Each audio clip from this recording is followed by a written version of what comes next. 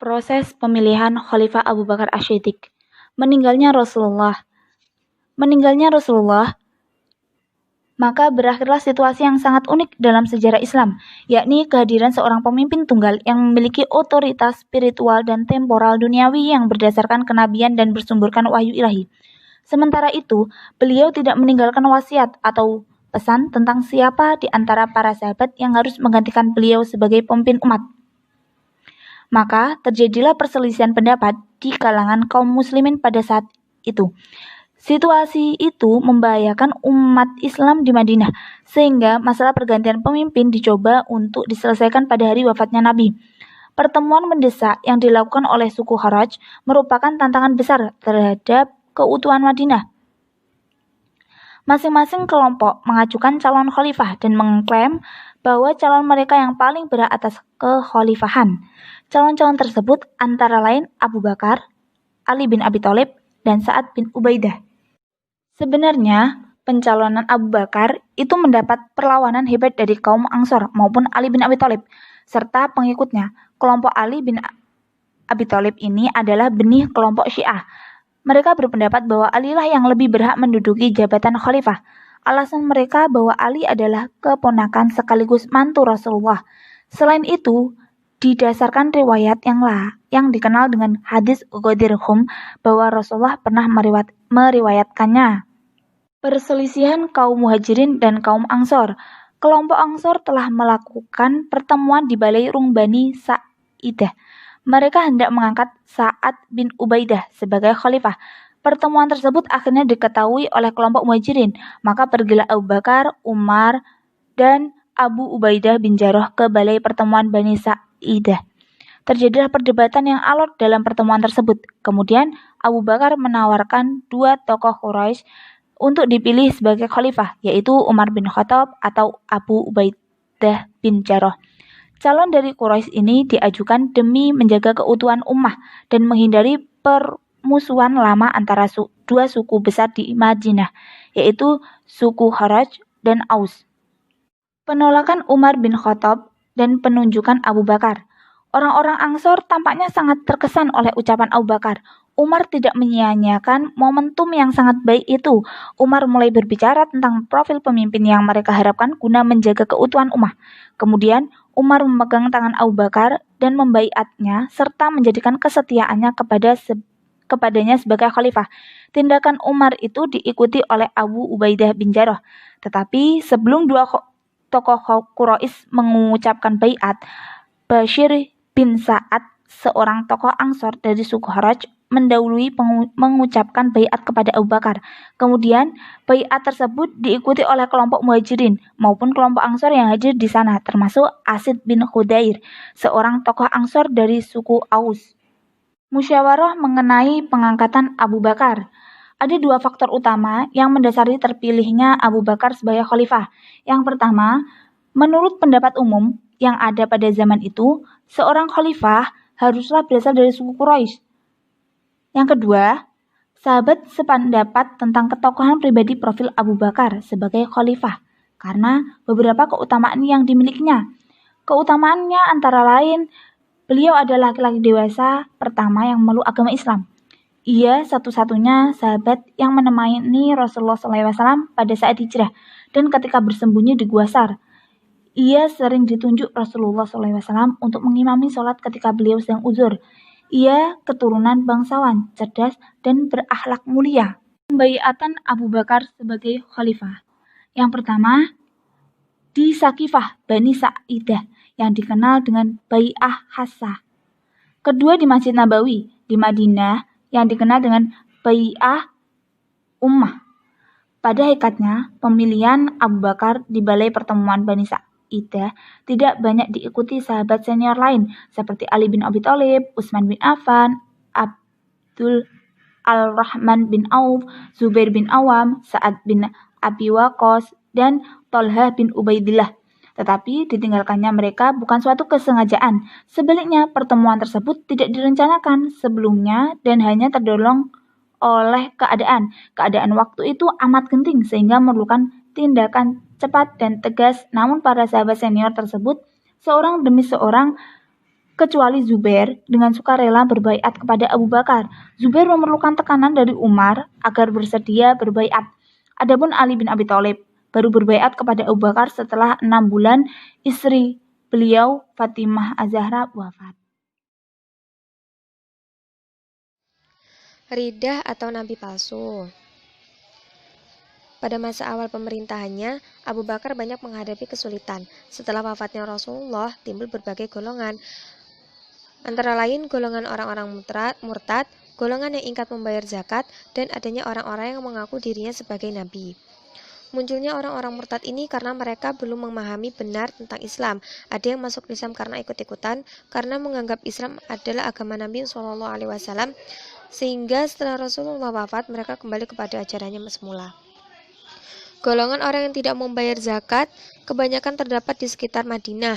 Setelah beranggapan bahwa membayar zakat itu hanya kepada Rasulullah, oleh sebab itu setelah Rasulullah wafat, mereka merasa tidak wajib lagi membayar zakat. Sedangkan orang-orang yang mengakui dirinya sebagai nabi sudah mulai muncul sejak masa akhir kehidupan Rasulullah. Namun mereka tidak berani terang-terangan. Setelah Rasulullah wafat, mereka mengumumkan kepada masyarakat bahwa dirinya diangkat bersama Nabi Muhammad dan diutus untuk menyampaikan ajarannya. Mereka itulah disebut dengan nabi-nabi palsu. Adapun nabi-nabi palsu tersebut adalah yang pertama Musailamah Al-Kadzab dari Bani Hanifah, dia Mamah. Yang kedua Sajjah Samimiyah dari Bani Tamim yang kemudian kawin dengan Musailamah Al-Kadzab. Yang ketiga Tuhailalah bin Khuwaid bin dari Bani As'ad. Yang terakhir Aswad Al-Ansari dari Yaman. Menanggapi golongan-golongan tersebut, Abu Bakar bermusyawarah dengan para sahabatnya. Dengan kesepakatan bersama, semua golongan riddah atau golongan orang yang murtad tersebut harus diperangi sampai mereka kembali kepada kebenaran. Untuk menumpas mereka itu, Abu Bakar mempersiapkan 11 pasukan. Antara yang masing-masing dipimpin oleh seorang panglima.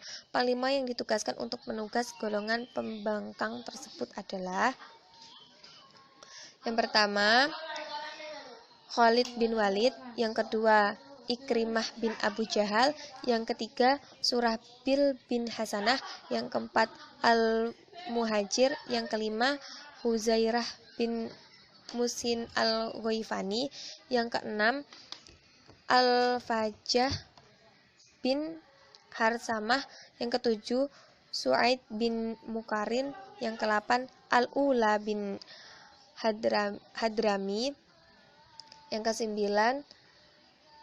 Turaifah ibnu Hajiz, yang ke-10 Amr bin As, yang ke-11 Khalid ibnu Sa'id.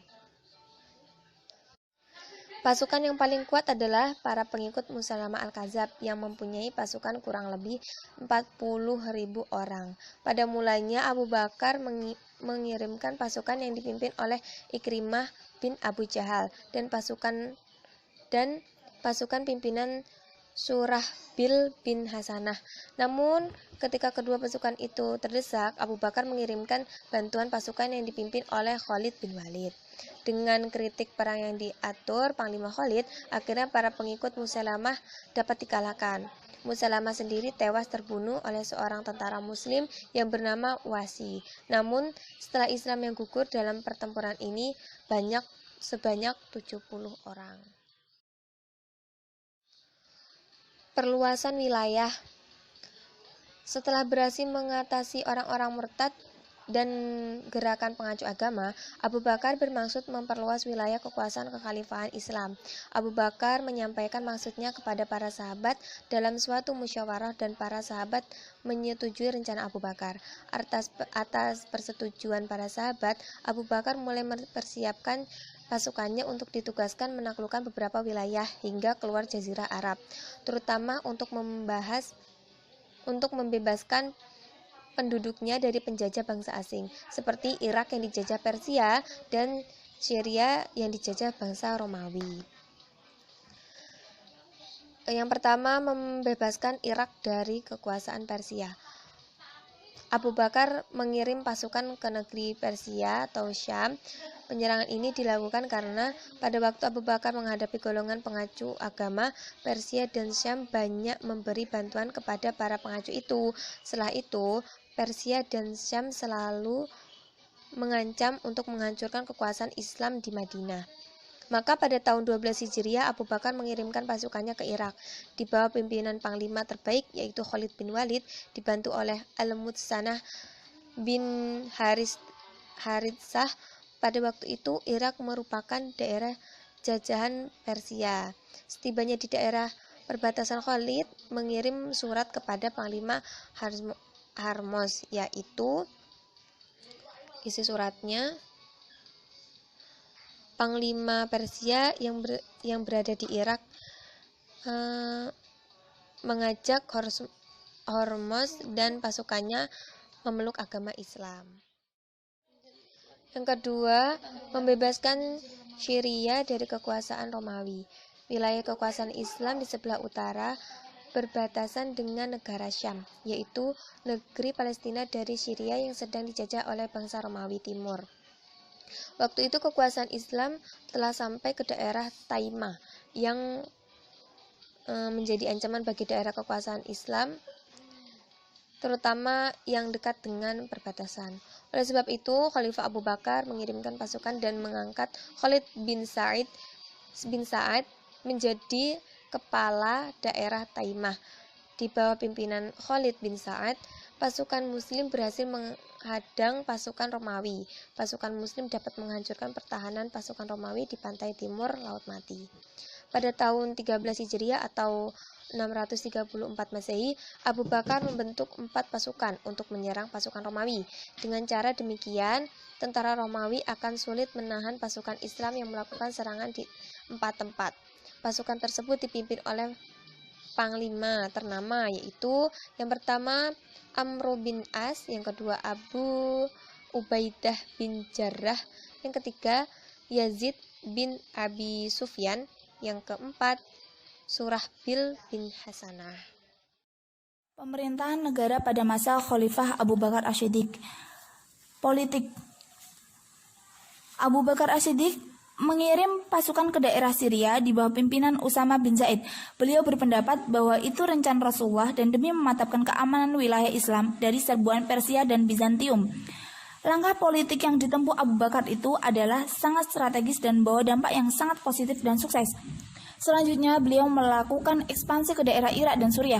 Ekspansi ke Irak dipimpin oleh Panglima Khalid bin Walid, sedangkan ke Suriah dipimpin oleh Amr ibnu As, Yazid bin Abu Sufyan, dan Surahbil bin Husain. Pasukan Khalid dapat menguasai Al-Hirah pada tahun 634, akan tetapi tentara Islam yang menuju Suriah, kecuali pasukan Amr ibnu As, mengalami kesulitan karena pihak lawan yaitu tentara Bizantium memiliki kekuatan yang jauh lebih besar dan berpelengkapan perangnya jauh lebih sempurna.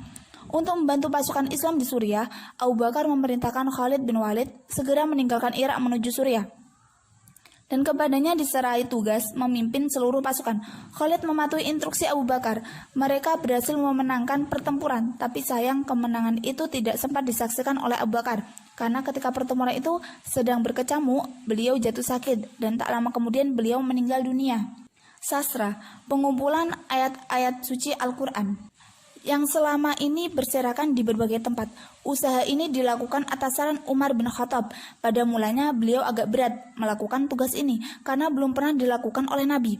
Akan tapi Umar banyak mengemukakan alasan. Di antara alasannya adalah bahwa banyak sahabat penghafal Al-Quran gugur di medan perang dan dikhawatirkan akan habis seluruhnya. Pada akhirnya Abu Bakar menyetujuinya. Untuk selanjutnya, ia menugaskan Zaid bin Thabit untuk mengerjakan tugas pengumpulan itu.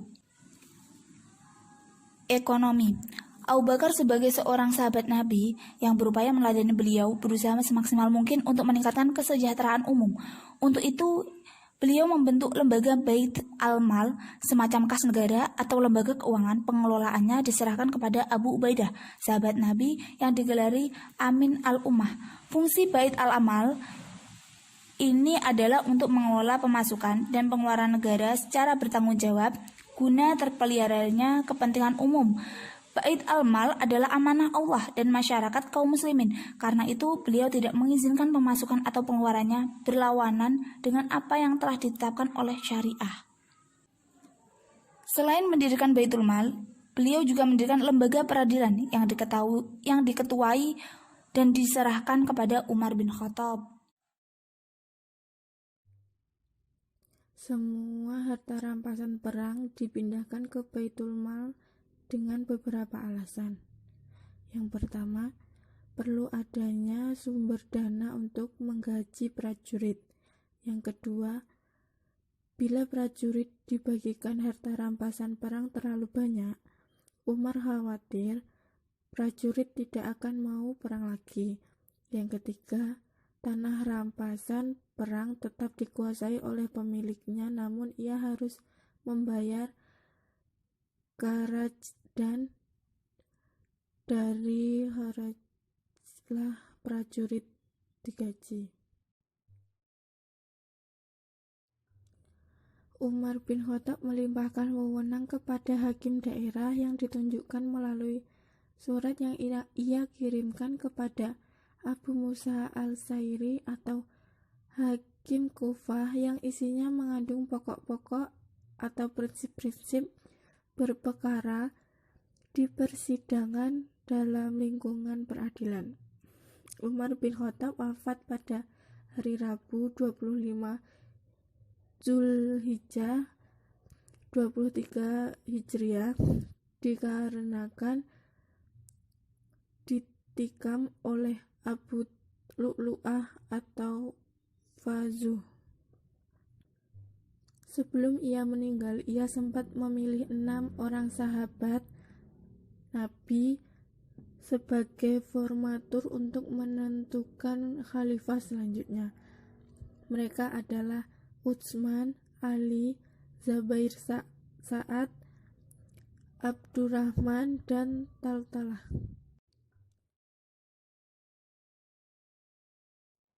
Abu Bakar membagi pasukan menjadi beberapa, yaitu yang pertama, Khalid ibnu Walid memimpin pasukan untuk memerangi nabi palsu Tulailah ibnu Huwailid dari Bani Asad dan Malik ibnu Huwairah. Yang kedua, Ikrimah ibnu Abi Jahal memimpin pemadaman pemberontakan nabi palsu Musailamah al-Kadzab dari Bani Hanifah. Yang ketiga, Surah Bil ibnu Kasanah memimpin tentara ke Kulda'ah dan membantu pasukan Ikrimah. Yang keempat, Al-Muhajir ibnu Abi Umayyah memimpin tentara memerangi Al-Aswad Al-Ansi yang mengaku sebagai nabi palsu di Yaman. Yang kelima, Hudzaifah ibnu Mihsan memadamkan pemberontakan suku di Oman yang dipimpin Zultak Lakid ibnu Malik al-Azdi. Yang keenam, Arfajah ibnu Huzaimah memimpin tentara ke Mahrah. Yang ketujuh, Suwailid ibnu Muqarrin memerangi suku Tihamah Yaman.